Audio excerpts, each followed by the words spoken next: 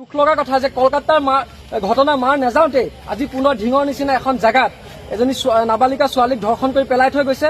ইয়াৰ বিৰুদ্ধে আমি প্ৰতিবাদ ঘোষণা কৰিছো। অহা কাইলৈৰ পৰা অনিৰ্দিষ্ট কাললৈ যেতিয়ালৈকে অপৰাধীক কৰায়ত্ব কৰা নহয় তেতিয়ালৈকে অনিৰ্দিষ্ট কাললৈ ঢিং বন্ধ থাকিব।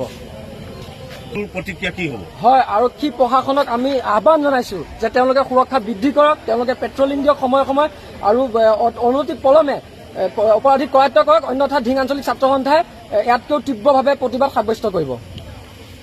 বৰবিটি গাঁৱত বৰবিটি সোণাই গাঁৱত এজনী ছোৱালীক ধৰ্ষণ হৈছে, সেই সন্দৰ্ভত আপুনি কি ক'ব? কি ক'ব মানে এনেদৰে যদি ঘটনাবোৰ ঘটিয়ে থাকে, ছোৱালীবোৰ আমি কেনেকে স্কুললৈ পঠাম, কেনেকে টিউচনলৈ পঠাম, কেনেকে সিহঁত সুৰক্ষিত হৈ থাকিব? গতিকে এই ঘটনাবোৰ সোনকালে ধৰিব লাগে। কোনে কি কৰিছে, ইমান বেয়া কৰ্ম কৰিছে ধৰিব লাগে, সোনকালে উচিত শাস্তি দিব লাগে। সেইখিনিয়ে মোৰ ক'ব লগা। আমি খুব লজ্জিত অনুভৱ কৰিছো। আচলতে নিৰৱচ্ছিন্নভাৱে ঢিঙৰ যিটো মানে প্ৰশাসনিক যিটো ব্যৱস্থা লাহে লাহে অৱক্ষয় পিনেলৈ গতি কৰি আছে। এই স্পেচৰে হওক কিবাই হওক বা বাঘেটা আহি সন্ত্ৰাসৰ সৃষ্টি কৰিছে, কিন্তু প্ৰশাসনৰ ভূমিকা অতি মানে একদম লজ্জাজনক এটা প্ৰশাসনৰ মানে পদক্ষেপ। গতিকে আজি ঘটনাটো আছিলে পুনৰবাৰ ঢিঙত জোকাৰি গৈছে। গতিকে ছাত্ৰ সন্থাৰ যিটো বন্ধ আমি পূৰ্ণ সমৰ্থন কৰিছো, আমি সহযোগিতা কৰিম ৰাইজে, আৰু আমি আহ্বান জনাইছো 12 ঘণ্টাৰ ভিতৰত দোষীক কৰায়ত্ব কৰি উপযুক্ত শাস্তি দিয়ক। ধন্যবাদ। ঢিং পাব্লিক হেল্থৰ পাছফালে 100 মিটাৰ দূৰত্বত এজনী নাবালিকাক বৰ নিম্নভাৱে ধৰ্ষণ কৰিছে।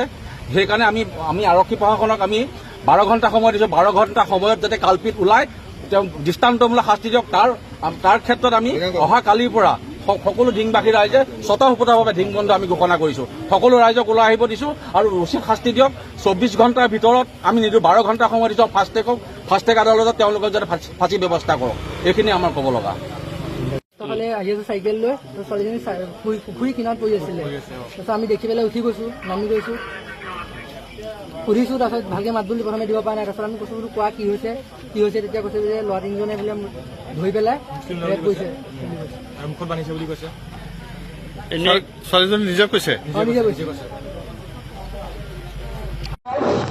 আজি সন্ধ্যা 6 বজাত এগৰাকী নাবালিকাক ঢিং বৰবতী ৰাস্তাত কোনো অচিনাক্ত দুৰ্বৃত্তই ধৰ্ষণ কৰি পেলাই থৈ যায়। তাৰে প্ৰতিবাদত ঢিং আঞ্চলিক ছাত্ৰ সন্থাই অহা কালিলৈ পুৱা 4 বজাৰ পৰা অনিৰ্দিষ্ট কাললৈ দোকান বজাৰ